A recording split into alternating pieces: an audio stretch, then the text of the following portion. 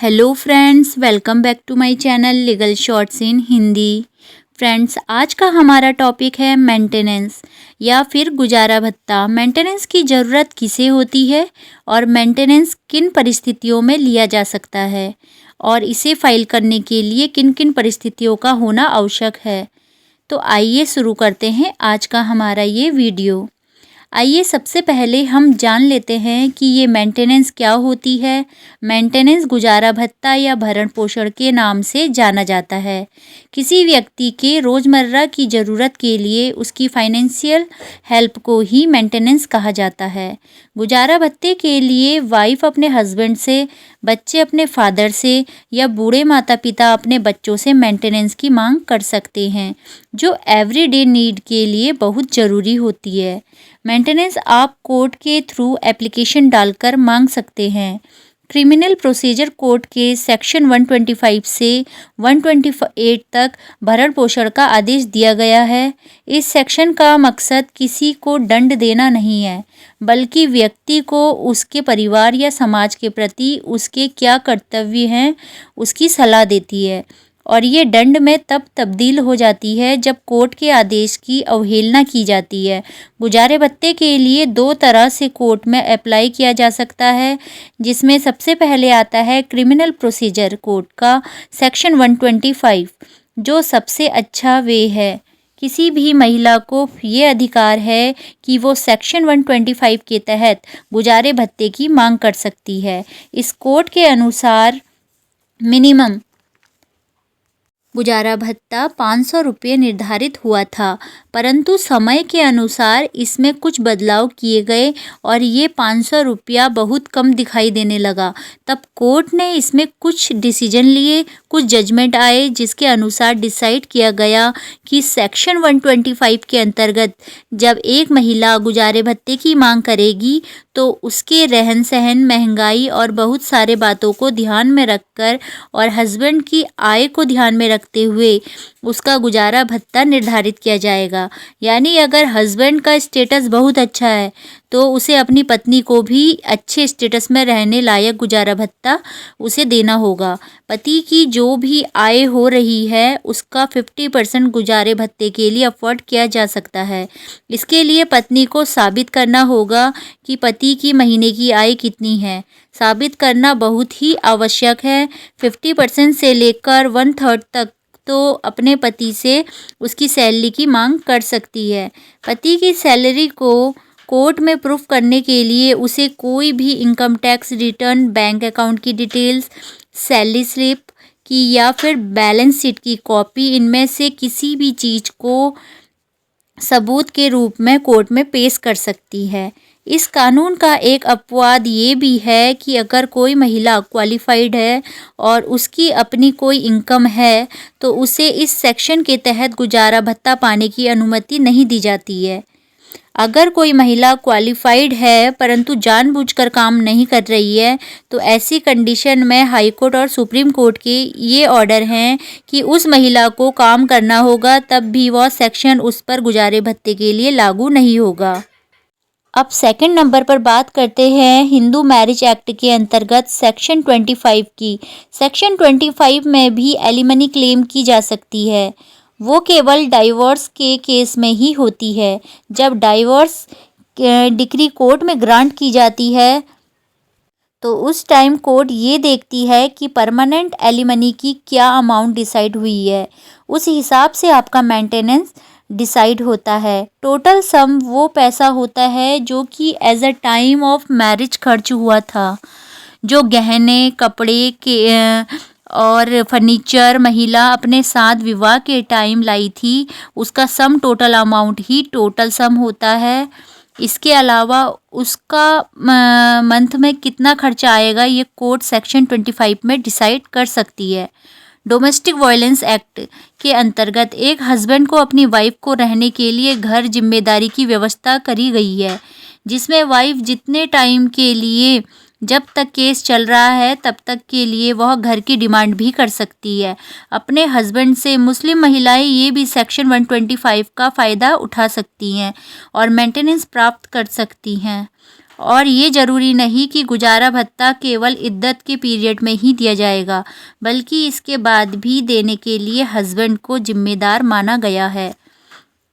Section 25 Hindu marriage act में ये provision भी किया गया है कि गुजारा भत्ता किन किन परिस्थितियों में और कब बंद किया जाएगा।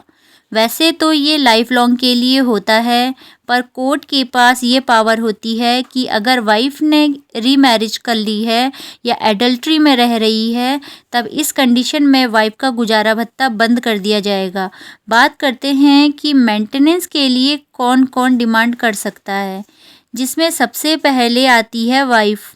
ऐसी वाइफ जो अपने आप को मेंटेन नहीं कर सकती, या ऐसी वाइफ जो डाइवोर्स्ड है, या डाइवोर्स्ड वाइफ अपने पति से मेंटेनेंस की डिमांड कर सकती है। पर अगर डाइवोर्स वाइफ ने रीमैरिज कर ली है और वो अपने प्रीवियस हस्बैंड से मेंटेनेंस ऐसी कंडीशन में नहीं मांग सकती, या फिर वो किसी और के साथ एडल्ट्री में रह रही है, तब भी ये सेक्शन उस पर अप्लाई नहीं होता है। सेकंड नंबर पर बात करते हैं चिल्ड्रन। उस इंसान के बच्चों को अपने फादर से मेंटेनेंस पाने का हक होता है। अब बात करते हैं माइनर चाइल्ड और मेजर चाइल्ड की। माइनर चाइल्ड जो कि 18 से नीचे हैं, वो अपने लिए मेंटेनेंस की डिमांड कर सकते हैं, परंतु जो मेजर चाइल्ड है, जो 18 साल से ऊपर हैं, चाहे वो बेटा हो या बेटी, बेटा जो अविवाहित हो और बेटा ऐसा जो कि अपने लिए कुछ भी कर पाने के लिए सक्षम ना हो, या किसी भी बीमारी की वजह से वो काम नहीं कर पा रहा हो, या ऐसी कोई इंजरी की वजह से वो काम नहीं कर पा रहा हो, तो वो अपने फादर से मेंटेनेंस की डिमांड कर सकता है। अगर कोई माइनर डॉटर है और मैरिड है और उसका पति मेंटेन नहीं कर पा रहा है, तो ऐसी कंडीशन में भी डॉटर अपने फादर से मेंटेनेंस की डिमांड कर सकती है। अब थर्ड नंबर पर बात करते हैं पेरेंट्स की। जो पेरेंट्स अपने आप को मेंटेन नहीं कर सकते, अपने बच्चों से मेंटेनेंस की डिमांड करते हैं, ऐसे पेरेंट्स जो कि बूढ़े हैं, लाचार हैं और अपने आप को देखभाल नहीं कर पा रहे हैं और अपनी फाइनेंशियली नीड को पूरा नहीं कर पा रहे हैं, तो ऐसी कंडीशन में वो कोर्ट में आकर अपने बच्चों को मेंटेनेंस के लिए डिमांड करते हैं। अब बात करते हैं मेंटेनेंस का क्या प्रोसीजर है। मेंटेनेंस फाइल करने के लिए आप अपने एरिया के डिस्ट्रिक्ट कोर्ट में एप्लीकेशन फाइल कर सकते हैं।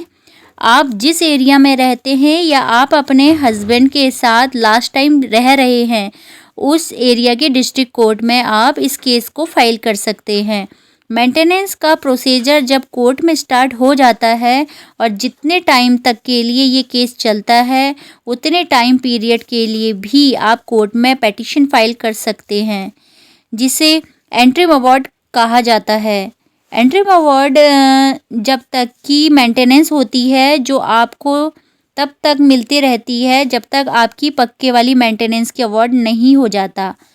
जब भी आप एंट्री मेंटेनेंस की एप्लीकेशन कोर्ट में फ़ाइल करते हैं, तो कोर्ट 60 डेज़ के अंतर्गत मेंटेनेंस के लिए निपटा ली जाती है और इन एंट्री मेंटेनेंस आपको मिल जाती है। उस टाइम जब तक आपको पक्के वाली मेंटेनेंस नहीं मिलती है, किसी भी ऑर्डर को लागू करना। बहुत से केस में ऐसा देखा जाता है कि कोर्ट के ऑर्डर करने के बाद भी पति मेंटेनेंस देना स्टार्ट नहीं करता और एक्सक्यूज़ देता है कि वो खर्चा नहीं उठा सकता।